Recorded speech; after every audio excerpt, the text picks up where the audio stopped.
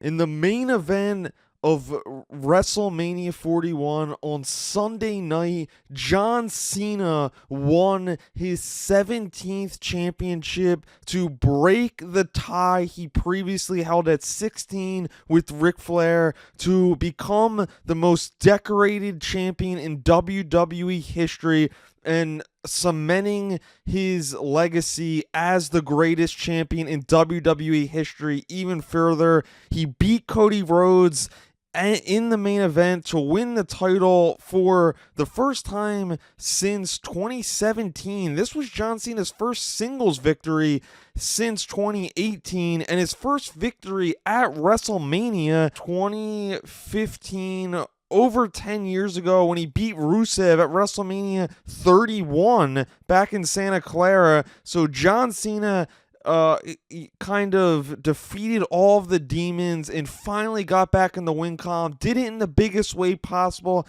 at Allegiant Stadium in Las Vegas. This was just an incredible moment. One of the best WrestleMania moments of all time and one of the best moments in wrestling history. This moment will live forever. John Cena finally did it. He didn't do it the way that people thought. He didn't do it as a good guy. He did it as a bad guy, as a heel, and he did it with the help of Travis Scott, who came out and distracted the ref and Cody Rhodes, and Cody hit him with a crossroads, and then Cena hit Cody with multiple shots in the exposed turnbuckle, and Cena tried to hit Cody with the championship. Cody got a hold of his championship title and chose not to hit Cena over the head with it. And then Cena got a hold of it again and just brutalized Cody Rhodes with it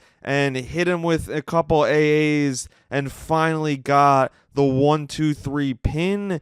And it just seemed like this match was not going to be a clean finish. Although I would have maybe liked to see that in the old version of John Cena, but in this version, it seemed like we were getting to a finish that was going to involve outside interference, because that's what we saw at the Elimination Chamber. There wasn't interference, but we saw Travis Scott coming to the aid of John Cena. We saw The Rock, and although I wanted to see The Rock tonight and at WrestleMania 41, and I expected to see the final boss, to me, you can't be overly mad because you can't. I always think about this. You can't. When you expect surprises and hope for surprises, those are bonuses. The guys on the card are the ones that are selling out the stadiums and the ones you're tuning in for. So that's why I'm not super mad that we didn't see The Rock, because I still think The Rock as the final boss character will appear once again. I think he could appear even on Monday Night Raw, and I don't think he's done, and this just, like I mentioned, solidifies John Cena as the greatest of all time. I think Cody will bounce back. I expect to see a rematch because Cody did have a pin attempt and had Cena pinned for over 20 seconds even at one time, but that's when the ref was hurt, so he couldn't get the cover. But overall, this was an incredible WrestleMania match, an all-time WrestleMania match. I think this is going to live in history. There's just so many false finishes, so hard-hitting, and it was so cool to see a new and unique style with John Cena, because we're used to seeing the same old 5 moves, and besides those couple moves, he had just a new style with new kicks and punches and off the top rope, and it was cool to see heel John Cena wrestle a match, and really just unbelievable pace to the match, unbelievable pace to WrestleMania 41 as a whole, Saturday and Sunday, in particular on Sunday, and we saw a bunch more title changes on Sunday. Dominic Mysterio, who was a fan favorite, won a Fatal 4-Way, hit a frog splash, and pinned his former teammate in Finn Balor to win the title. I expected, if Braun Breaker wasn't going to retain there, I expected him not to take a pin, but it seems like Dom Star is on the rise there for sure.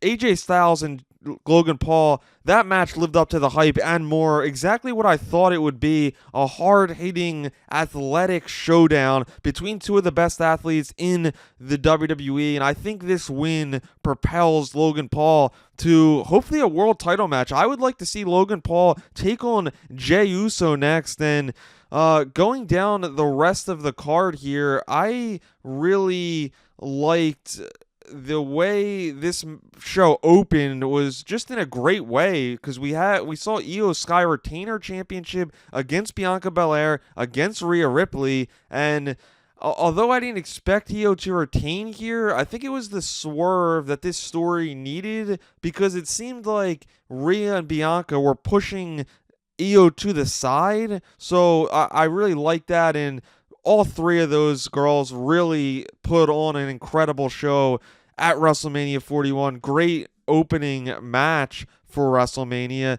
And continuing down the card even a little bit, I really liked that Randy Orton had a surprise opponent, and who would it be? And one of the biggest moments was when we heard the music for the TNA World Champion, and that is Joe Hendry. Great moment. Randy Orton beat him in just a couple minutes, as I expected as soon as I saw Henry, but it was just cool that he got that spotlight. Damian Priest beat or lost to Drew McIntyre in a really brutal street fight match.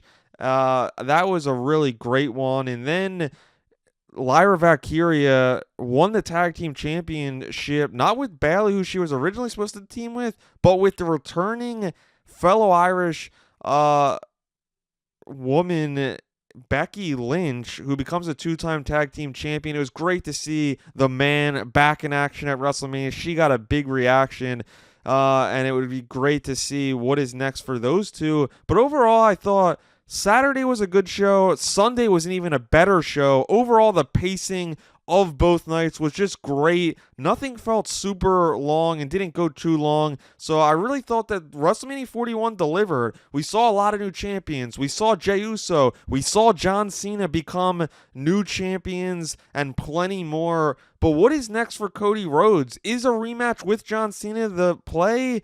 And it is just insane to see that John Cena finally did it. He won his 17th World Championship and became the most decorated champion in WWE history. Thanks everybody for tuning in. Please hit that subscribe button, and I'll see you next time.